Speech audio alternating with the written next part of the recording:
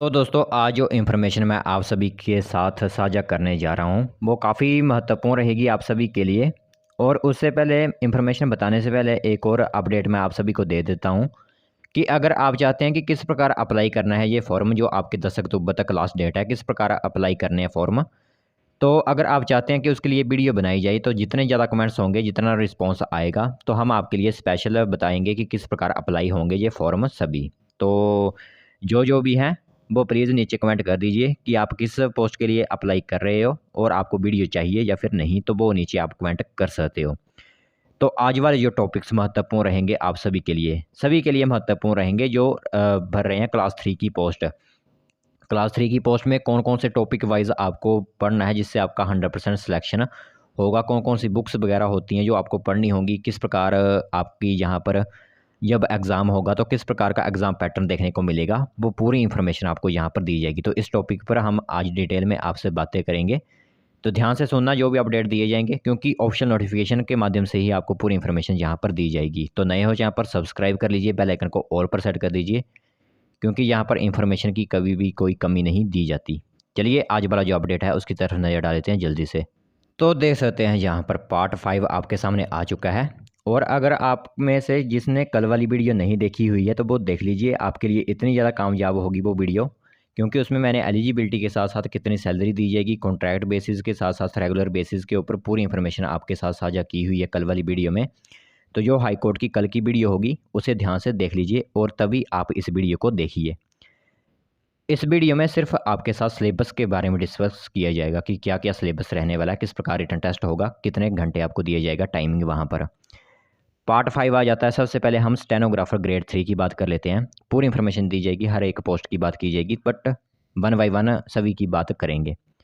सबसे पहले स्टेनोग्राफर की, तो स्टेनोग्राफर के लिए इन्होंने यहाँ पर कुछ ज़्यादा लिखा नहीं है। सिर्फ यही लिखा है कि 80 वर्ड्स पर मिनट आपको इंग्लिश में और 60 वर्ड्स पर मिनट आपकी जो है वो हिंदी में आपकी डिक्टेशन टेस्ट लिया जाएगा उस टाइम कंप्यूटर के दौरान। तो कंप्यूटर में आपको ये रखना पड़ेगा, क्योंकि जो स्टेनोग्राफर है उनको पता होगा कि किस प्रकार उनकी जो है डिक्टेशन होता है। जैसे अब टाइपिंग टेस्ट आपको पता है पंचायत सेक्रेटरी का हुआ था, उसी प्रकार कंप्यूटर में इनका भी टाइपिंग टेस्ट करवाया जाएगा।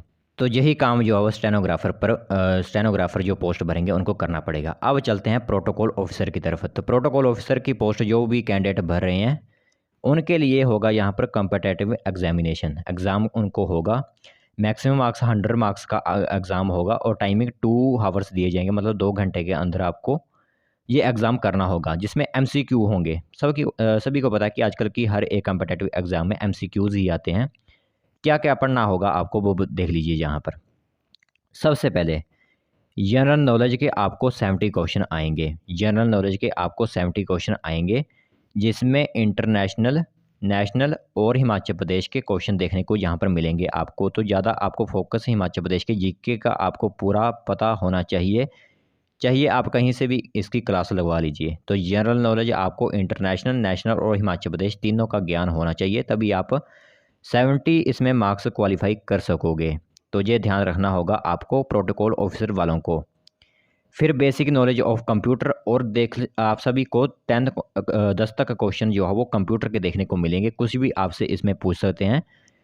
बेसिक नॉलेज ऑफ कंप्यूटर, तो कंप्यूटर की आपको कोई भी इंफॉर्मेशन पूछ सकते हैं वो कि कंप्यूटर के कितने कीज़ होते हैं, कंप्यूटर के कितने फंक्शन कीज़ होते हैं, किस फंक्शन से रिफ़्रेश होता है, वो पूरे इंफॉर्मेशन आपको पता होनी चाहिए। और 20 नंबर की रीज़निंग होगी। भैया रीज़निंग काफ़ी ज़्यादा इंपॉर्टेंट रहती है, तो इसकी क्लासेस वगैरह अगर लगाना चाहते हो तो लगा लीजिए कहीं से भी।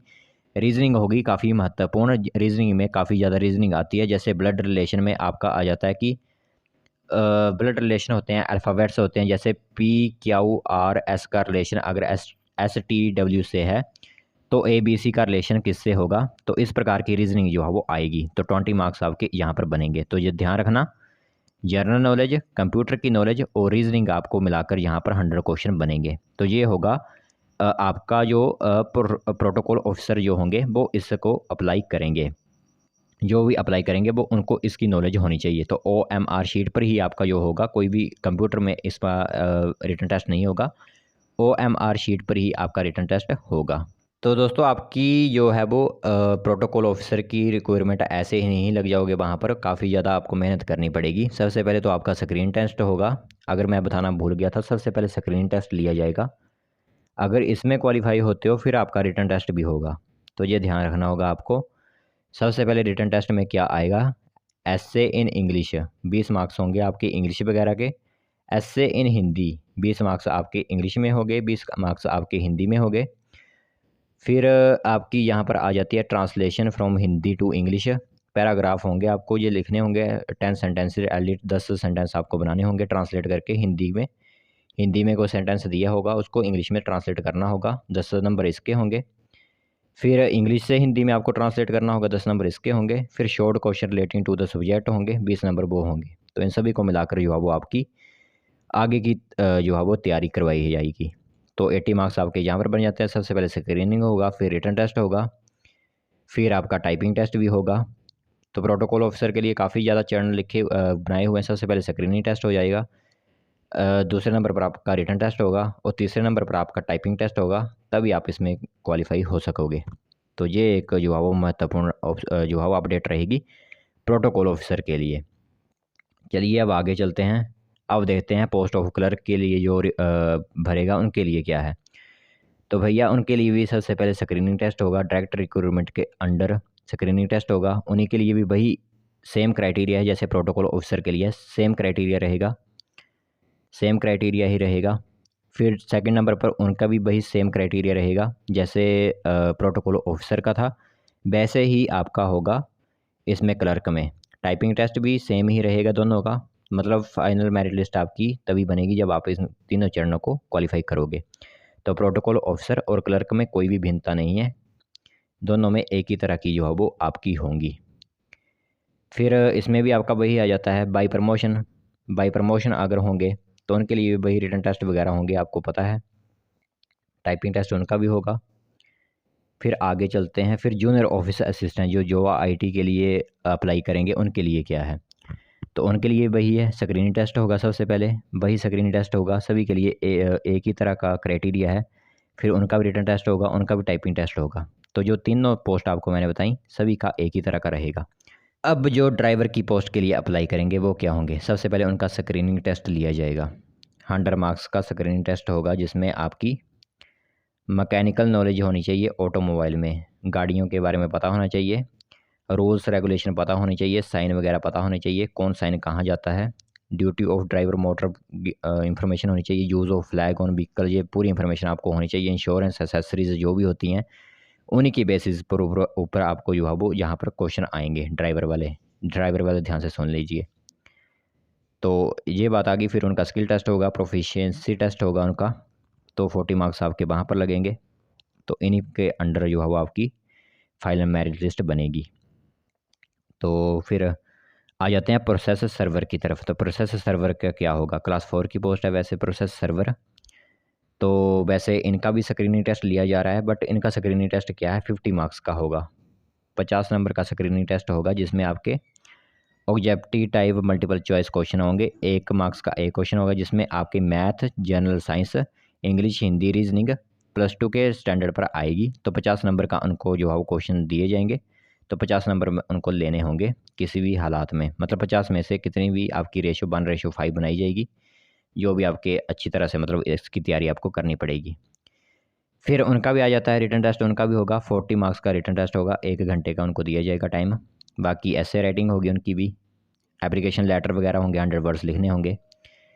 इसके बाद आपकी आती है एवेल्यूएशन। तो 10 नंबर की एवेल्यूएशन होगी जिसमें एजुकेशन क्वालिफिकेशन के 5 नंबर होंगे, एक्सपीरियंस है अगर तो 5 नंबर होंगे, 10+2 के 2 नंबर दिए जाएंगे, 10+2 अगर फर्स्ट डिवीज़न में पास की है 3 नंबर दिए जाएंगे, और अगर बैचलर डिग्री है आपके पास तो उसके 5 नंबर दिए जाएंगे। एक्सपीरियंस देख लीजिए, अगर 1 साल का एक्सपीरियंस है 1 नंबर, 2 साल का 2 नंबर, 3 नंबर 3 साल का 3 नंबर, 4 नंबर नंबर होंगे 4 साल में, और 5 मार्क्स आपको 5 नंबर दिए जाएंगे। और यहाँ पर 0.5 मार्क्स अगर आपको दिए जाएंगे अगर आपने 6 महीने की कोई भी एक्सपीरियंस है आपके पास तो 0.5 मार्क्स आपको वहाँ पर दिए जाएंगे। तो इस तरह की आपकी होंगी। फिर थोड़ी सी आपकी क्लास 4 की पोस्ट भी आ जाती हैं। क्लास 4 की पोस्ट जैसे माली आ गई आपकी पीएन चौकीदार, तो उनकी क्लास 4 की पोस्ट होंगी। उनके लिए डायरेक्ट रिक्रूटमेंट जो है वो आउट की गई होती है, जिसमें 50 मार्क्स वैल्यूएशन के होते हैं, देख सकते हैं। Belonging of landless family, backward area से आते हैं, नॉन एम्प्लॉयमेंट सर्टिफिकेट वगैरह होते हैं, तो वो इसके लिए जो है वो एलिजिबल होते हैं क्लास 4 की पोस्ट वाले। तो इस तरह का सिलेबस वगैरह आपके रहेगा। तो मैंने आपको पूरा सिलेबस बता दिया किस प्रकार पढ़ना है आपको, तो पूरी इन्फॉर्मेशन जो है वो आपके साथ साझा कर दी है। कोई डाउट है तो नीचे कमेंट कर लीजिए, उसकी इन्फॉर्मेशन हम आपको दे देंगे।